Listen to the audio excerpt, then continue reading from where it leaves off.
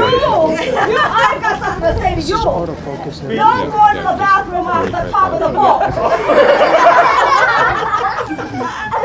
You know, if I'm sitting in there working and the wind's blowing just right, it blows right into where I'm working. And it makes me mighty mad, as the last man who did it will attest to.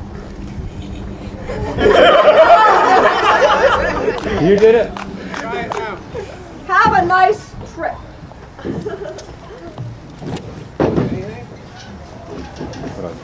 Wait a minute, leave it. Leave it in there. You're mighty quiet. What we'll do is... I don't mind working while I talk. In fact, I like to talk. We gotta get her. All right, yesterday you said.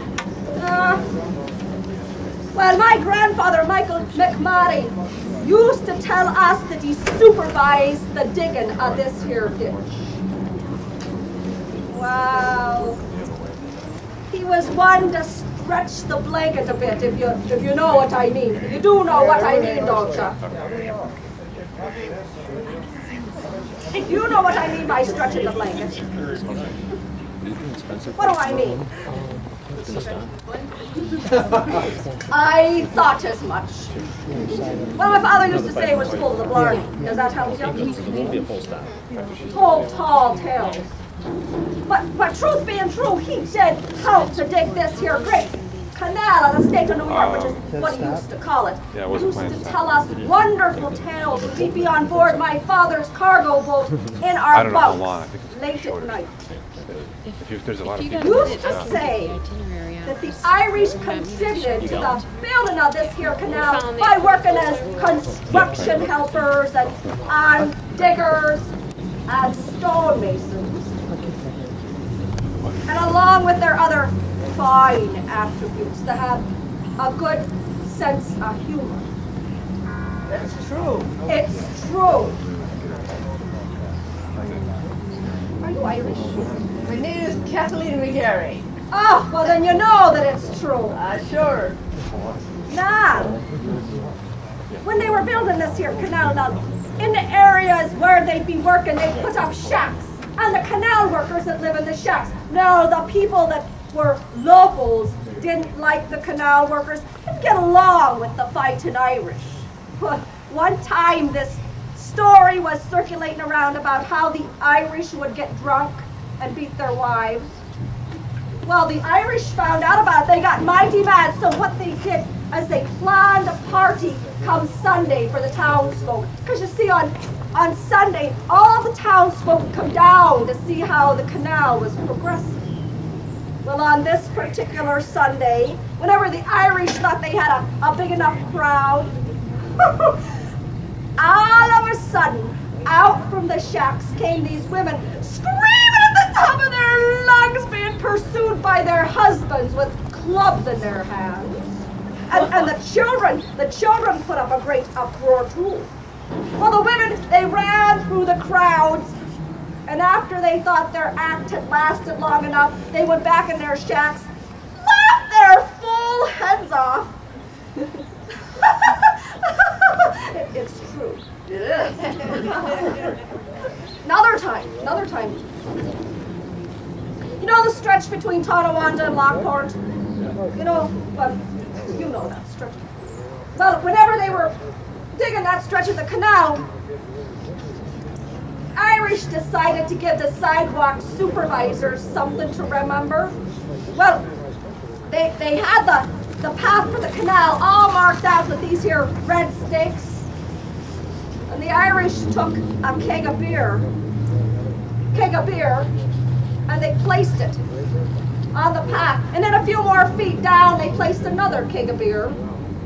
And a few feet down further, they placed another keg of beer. Then they went back and they started to dig as fast as they could. And they got to the first keg of beer, and they drained that keg of beer down.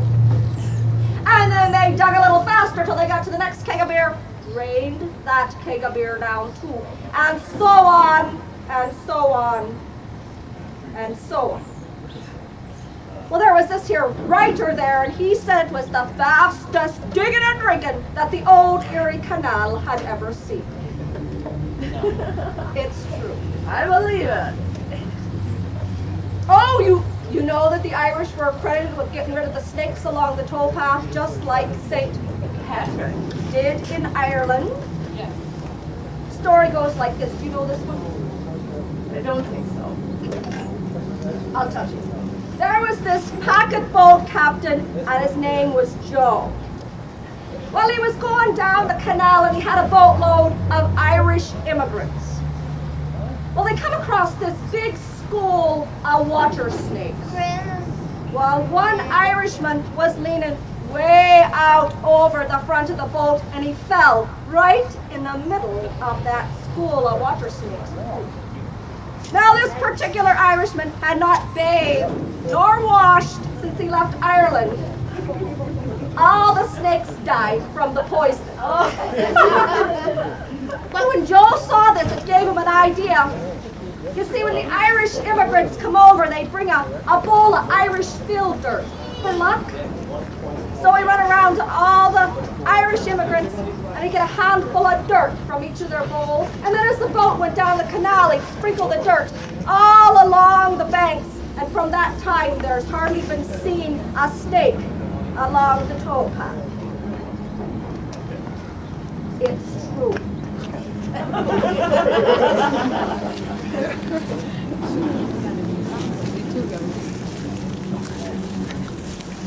You know Jack McCarthy? No, I don't. I didn't ask you.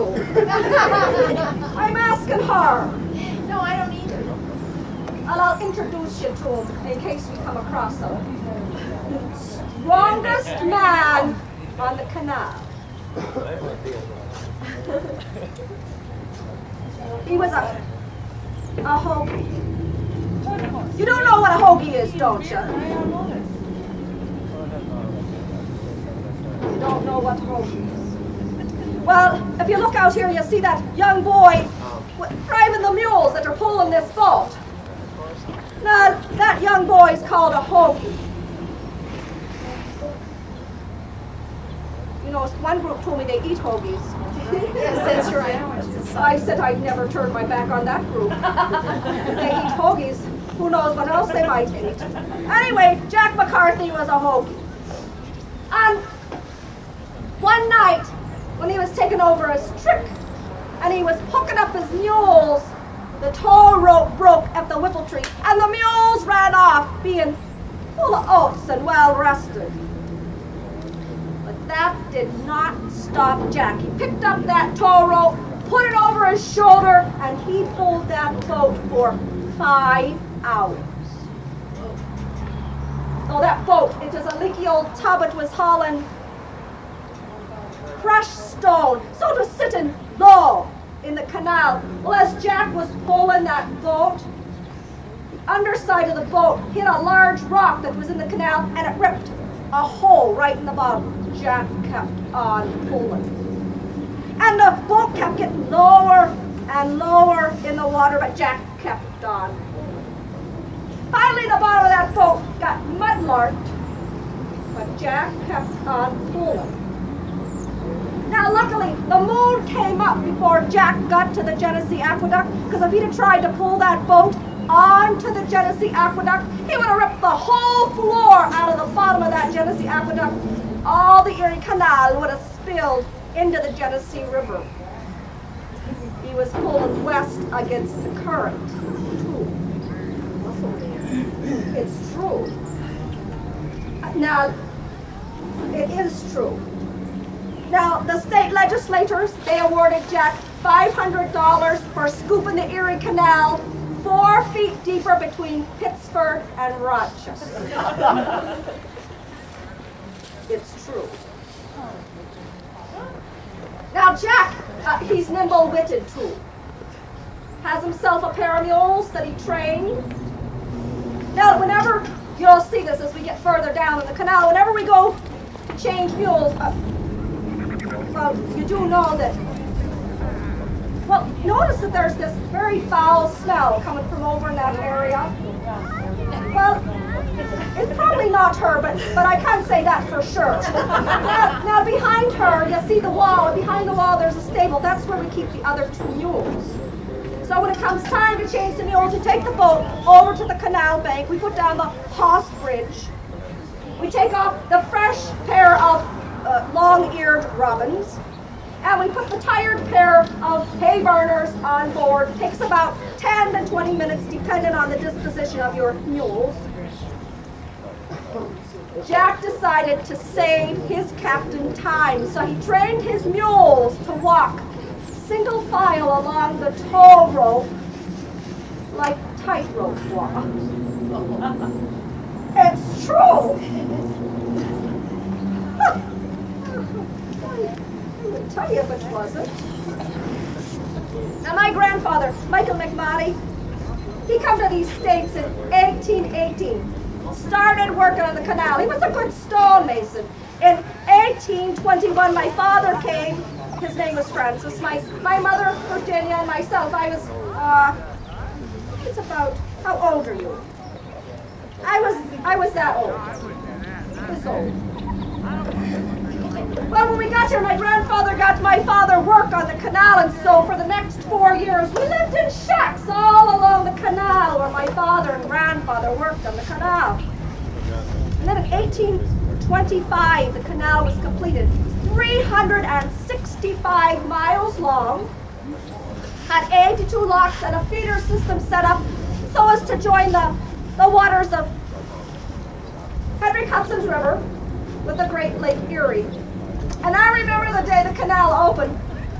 We were sitting a little west of Albion. We went up early in the morning, took our lunches with us. Because you see, the day that the canal opened, there was a cavalcade that was leaving from Buffalo. And the first boat in that cavalcade was the Seneca chief. On board that boat was DeWitt Clinton himself. And behind that boat there were 25 steamboats, there were packet boats, there were barges, there were cargo boats, there was the boat hall and Whitehall's firemen. On board all those boats were hundreds of men and women dressed up in their finest, celebrating the opening of the canal. Well, we sat there for a good part of the day waiting. And early in the morning, as we sat there, we heard what sounded like thunder coming from Buffalo. And it got louder and louder and louder. It passed over us and it went down the canal. Now what happened was they put cannons all along the canal. And when the cavalcade left Buffalo, they fired the first cannon. And then all the men that were firing the cannons the rest of the way down the canal, when they heard the cannon before, they fired their cannon. The sound went all the way down the canal to New York City and back again.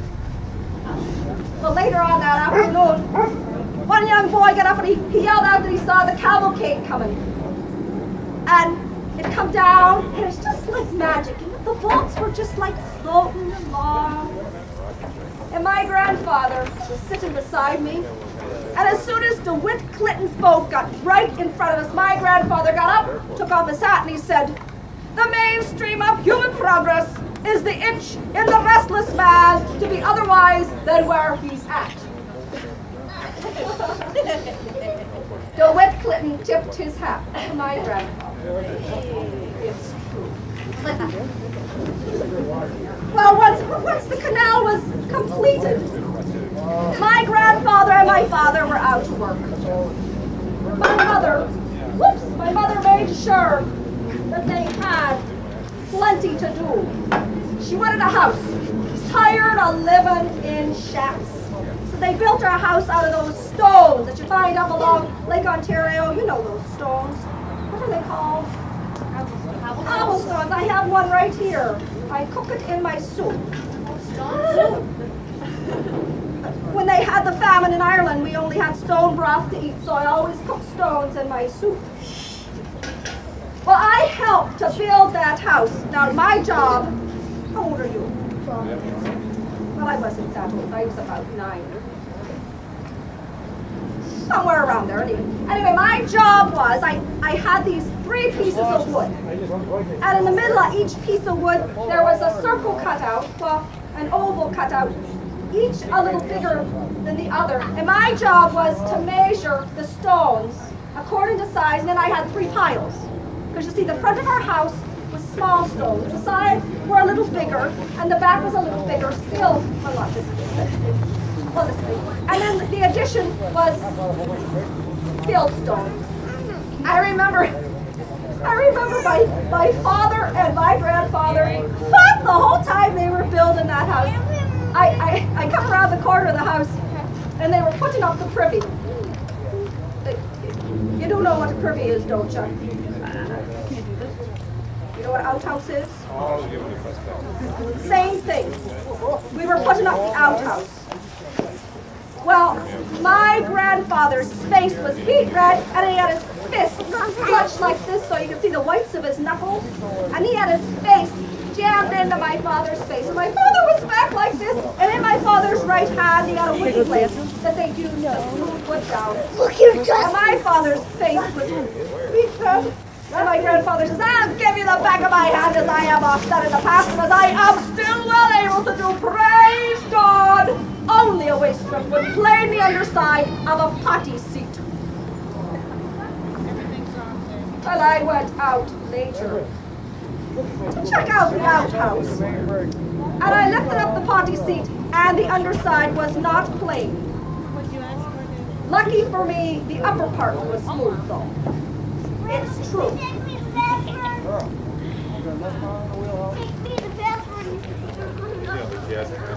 Well, after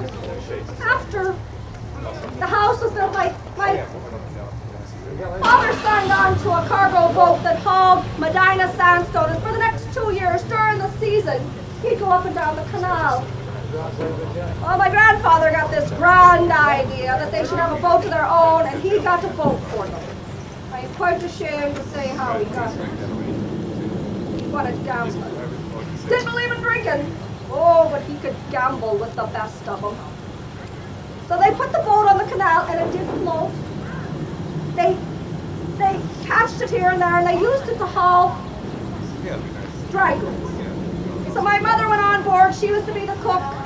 My father went on board. He was the captain. My grandfather went on board. He did whatever he pleased.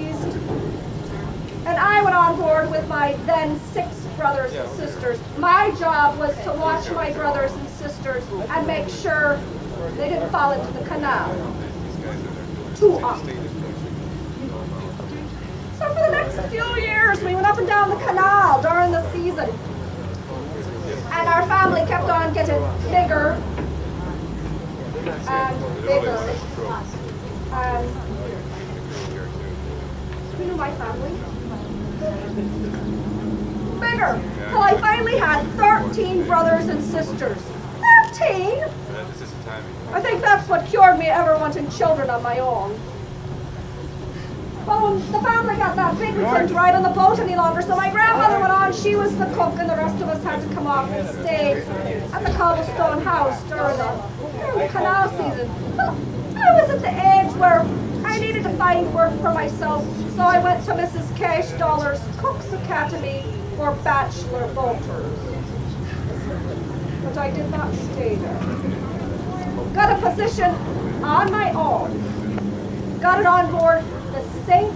Francis. St. Francis was a packet boat. It was captained by Father Toole, an Irish Catholic priest that gone on the canal to save souls. He was a mild-mannered man and less provoked to the extreme. I remember this one day. You know where Brockport is, don't you? Do you know how many locks are at Brockport? 5. Very quick. But you can count too. Well, sometimes you could sit there for hours waiting to get locked through the locks at Brockport. One time there were 130 boats waiting. I wasn't there then, I'm just saying that. But this time we were there, and it was at the fall of the year because it was getting cold, and I remember I was baking apple pies. And I was inside, and I heard all this commotion outside. What happened was the boat behind us, it was called the Try and Catch Me. was trying to get around us to take our place. Well, words were exchanged between the crew of the Try and Catch Me and our crew, and words changed to action in the form of fists. Well, I come out on deck, and 3 of the crew from the Try and Catch Me had Father Toon down on the deck, and I thought they must be Protestants. Luckily, I had in my hand my rolling pin. I called her Old Nell. About this big. Well, I decked 2 of them and booted them into the canal. Well, the other one, he spun around with his fist and he hit me right in this jaw, knocked out a tooth. You probably didn't notice I'm missing a tooth. Well, that gave Father Toon time to get up, and Father Toon took him by the scruff of the neck and said, "That's no way to treat a lady, especially a lady with Old Nell in her hand." And Father Toon hit him in the cheek, and I booted him into the canal. Well, a few days later, Father Toon was given this sermon about turning the other cheek. And I went up to Father Toon afterwards, and I said, "Father Toon, I'm a bit confused about this business of turning the other cheek, because you did hit that man." He says, "Well, I figure he hit you in the left cheek, and I hit him in the right cheek, so I did indeed turn the other cheek." It's true. Oh, dear, dear, dear. Now, tomorrow morning when we get up, you'll find out the biggest meal we have on board the boat is breakfast. We'll have steak, eggs, sausages, your favorite, boiled turnips. I'll make extra. But just to let you know how big the meals are. One time we were in New York City, we picked up this packet boat captain who had just gotten married. And his boat was down in Buffalo. So he had to ride the whole length of the canal with us. With his new bride.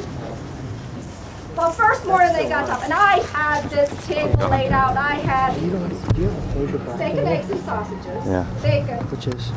There was fish hold it. that we caught No, you on the press it. overnight trial line. I think it was Basin, Oh, you maybe press it. pike. Batteries. There was a big plate of scrambled.